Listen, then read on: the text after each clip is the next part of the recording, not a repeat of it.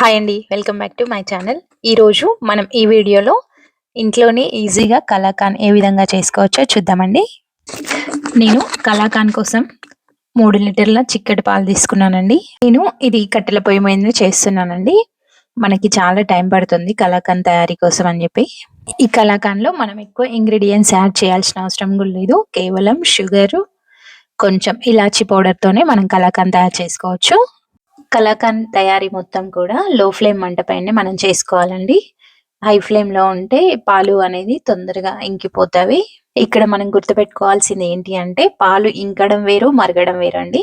పాలు పొంగకుండా, అడుగు అంటకుండా ఊరికి కలబెట్టుకుంటూ ఉండాలండి ప్రతిసారి కూడా. అలా కలబెడితే పాలు అనేది దగ్గరగా చిక్కగా అయిపోతాయి. నాకైతే ఈ ప్రాసెస్ మొత్తానికి 3 అవర్స్ టైం పట్టిందండి. మనం పాలని పూర్తిగా కలబెడుతూనే ఉండాలండి. ఈ విధంగా కలబెడుతుంటే పాలు అనేది చిక్కబడి దగ్గరగా అవుతాయి. మీరు వీడియో గమనించినట్లయితే అందులో నేను పాలు విరగ్గొట్టడానికి ఏమి యూజ్ చేయలేదండి. అవి ఆటోమేటిక్గా మనకి మరిగి మరిగి చాలా దగ్గరగా అవుతాయి. నాకైతే ఇక్కడ పాలు అనేది 2/3 వంతు వరకు మొత్తం మరిగిన తర్వాత నేనైతే ఇక్కడ ఒక 300 గ్రామ్స్ అయితే షుగర్ యాడ్ చేసుకున్నానండి. తక్కువ షుగర్ తినేవాళ్ళు ఇంకొంచెం తగ్గించి వేసుకోవచ్చు. షుగర్ వేసిన తర్వాత మనం మరి కొంచెం సేపు మరిగించుకోవాలండి. ఆ షుగర్ మొత్తం కరిగిపోయి కొంచెం దగ్గర పడిన తర్వాత కొంచెం ఇలాచి పౌడర్ యాడ్ చేసుకోవాలి. తర్వాత కాసేపు మరిగిన తర్వాత మనకి కలాకండ్ అనేది దగ్గరగా పడినప్పుడు ఈ విధంగా ఒక బౌల్కి నెయ్యి రాసుకొని అందులో వేసుకోవాలండి.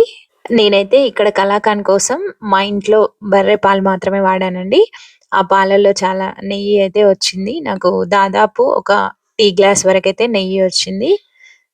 నేనైతే కలాకండ్ కోసం అని చెప్పేసి ఎటువంటి సెపరేట్‌గా నెయ్యి అయితే యాడ్ చేయలేదు. ఆయిల్ గానీ ఎలాంటివి యాడ్ చేయలేదండి. అందులో పాలల్లో ఉన్నటువంటి నెయ్యి బయటికొచ్చేసింది బాగా మరగడం వల్ల. ఈ విధంగా వచ్చిన నెయ్యిని మనం పడేయకుండా మళ్ళీ ఏదైనా స్వీట్ తయారు చేసుకున్నప్పుడు అందులో వాడుకోవచ్చండి. ఈ విధంగా నెయ్యి మొత్తం తీసిన తర్వాత దాన్ని ఒక 2-3 అవర్స్ పాటు మనం పక్కకు పెట్టుకోవాలండి. అది పూర్తిగా చల్లారిపోవాలి. ఈ సమ్మర్ కాబట్టి నాకైతే కొంచెం టైం ఎక్కువనే పట్టింది.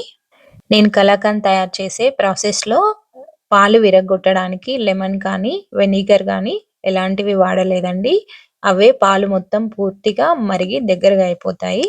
మనం కలాకండ్ ఎప్పుడైనా ప్యూర్ మిల్క్ వాడితేనే బావుంటుందండి. ప్యాకెట్ పాలతో ఎలా వస్తుందో నాకైతే అంతగా తెలీదు.